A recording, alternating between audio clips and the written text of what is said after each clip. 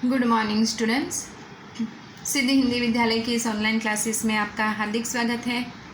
अब बच्चों यहाँ पे हमारे काव्य की हमने शुरुआत कर दी थी, आओ मिलकर बचाए। इस काव्य में हमने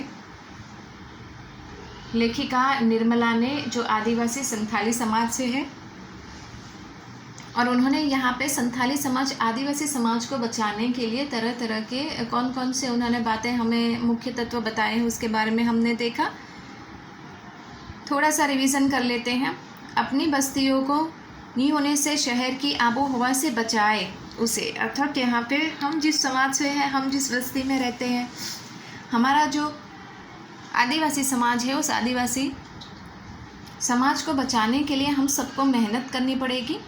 किससे? शहरी आबोहवा, मतलब शहरी हवा उसको, शहरी वातावरण उसको लग ना जाए, उसके लिए हमें यहाँ पे काफ़ी मशक्क़त उठानी पड़ेगी।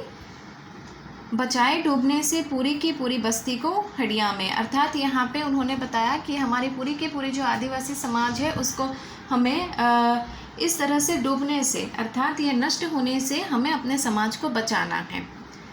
अपने चेहरे पर संथाल परगना की मिट्टी का रंग, भाषा में झारखंडीपन, अर्थात उन्होंने बताया कि संथाली समाज का ये जो वर्णन किया है उसमें बताया कि संथाली समाज आदिवासी समाज के लोगों के चेहरे पर बहुत ही यहाँ पे सादापन छाया है, भोलापन छाया है। उनमें मिट्टी का ये खुशबू, मिट्टी का रंग दिखाई देता है। उनकी भाषा कौन सी है? झारखंडीपन, मतलब झारखंडी उनकी भाषा है। ठंडी होती दिनचर्या में जीवन की गर्माहट, मन का हरापन, भोलापन दिल का, अखड़पन, जुहारूपन भी, मतलब उन्होंने बताया है कि पूरे दिन ये आदिवासी समाज, निम्न जाति के लोग मेहनत करते हैं, मजदूरी करते हैं।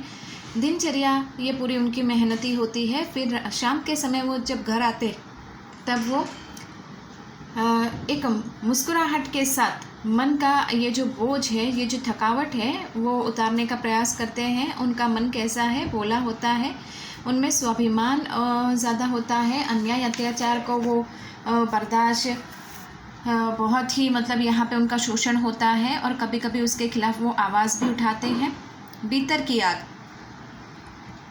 धनुष्य की डोरी, तीर की नुकीलापन, कुल्हाड़ी की धार, जंगल की ताज़ा हवा, नदियों की निर्मलता, पहाड़ों का मौन, गीतों का धुन, मिट्टी का सौंधापन, फसलों की लहलहाट। उनमें क्या देखने को मिलती है? भीतर की आग, मतलब मेहनत करने के लिए संथाली समाज, आदिवासी समाज के लोगों के भीतर, उनके हृदय में एक तीव्र आग जलती है।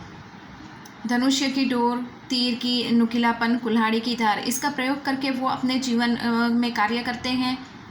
जंगलों की ताज़ा हवा उनके लिए यहाँ पे आशीर्वाद के समान है। नदियों की बहती हुई ये निर्मलता, अर्थात पवित्रता की उन्होंने बात की है।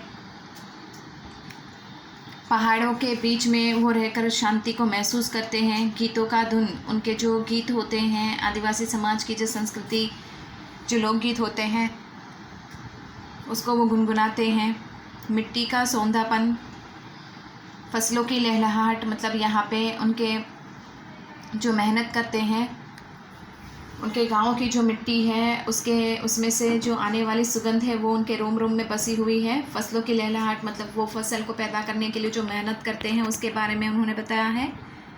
नाचने के लिए खुला आंगन, गाने के लिए गीत, हंसने के लिए थोड़ा सा खिलखिलाहट, रोने के लिए मुट्ठी भर एकांत, अर्थात उन्होंने बताया है कि यहाँ पे उनका जो संस्कृति है, पूरे दिन की दिनचर्या के बाद वो शाम के वक्त अपने आंगन में यहाँ पे नाचते हैं, कूदते हैं, गीत गाते हैं, हंसते हैं, खिलखिलाते हैं और इस तरह से अपने जीवन का बोझ हल्का करते हैं। अगर उनको कोई परेशानी भी होती है तो वो चुपके से एकांत में जाकर कहीं आंसू बहा लेंगे, लेकिन लोगों को अपनी वेदना नहीं बताएंगे।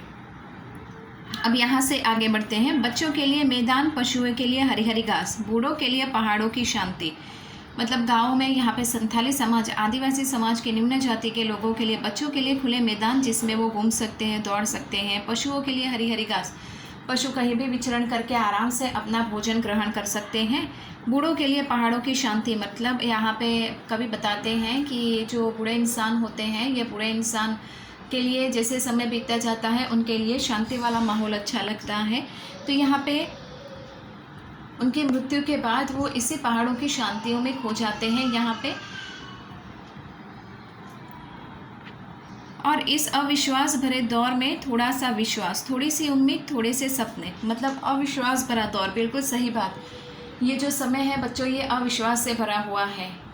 लोगों को ज़्यादा किसी के ऊपर विश्वास नहीं आता इस दुनिया में, इस समाज में रहने वाले लोगों में। तो इस अविश्वास भरी दुनिया में यहाँ पे वो लोग अपने मन में थोड़ी सी उम्मीद, थोड़े से सपने, थोड़े सा विश्वास जगाकर वो अपने जीवन में कार्य करते हैं। आओ मिलकर बचाए कि इस दौर में भी बचाने की बहुत कुछ बचा है अब भी हमारे पास। उन्होंने कहा आओ मिलकर बचाए, वो कहते हैं अपने संथाली समाज को बचाने के लिए। निर्मला कवियत्री यहाँ पे अपने संथाली समाज, आदिवासी समाज को बचाने के लिए कहते हैं आओ मिलकर हम सब उसको बचाएं। क्यों? क्योंकि आदिवासी समाज है तभी तो ग्राम्य संस्कृति है, निम्न जाति के लोग हैं तभी तो गांव है। अगर ये गाँव को ही मतलब यहाँ पे नष्ट होते जाएंगे धीरे धीरे, तो ग्रामीण संस्कृति, भारत की पहचान ही ग्रामीण संस्कृति है, तो फिर किस तरह से भारत की पहचान यहाँ पे बन पाएगी। किस दौर में भी बचाने को बहुत कुछ है। हम समझते हैं कि बहुत आगे हम निकल गए, हम कुछ नहीं कर सकते, लेकिन नहीं, ऐसे वक्त में भी, इस समय में भी हमारे हाथ में बहुत कुछ है। हम मेहनत करें तो ये ग्रामीण संस्कृति को बचा सकते हैं। अब भी हमारे पास, मतलब हमारे पास उतना वक्त है, उतना समय है कि जिसका उपयोग करके हम यहाँ पे अपने संथाली समाज का रक्षण कर सकते हैं। हम आदिवासी समाज को बचाकर हम ग्रामीण संस्कृति को भी बचा सकते हैं। तो बच्चों, आज के इस वीडियो में हम यहाँ तक देखते हैं, यहाँ तक रुकते हैं। नेक्स्ट वाले वीडियो में इसके जो प्रश्नोत्तर है उसकी हम चर्चा करेंगे। तब तक के लिए थैंक यू।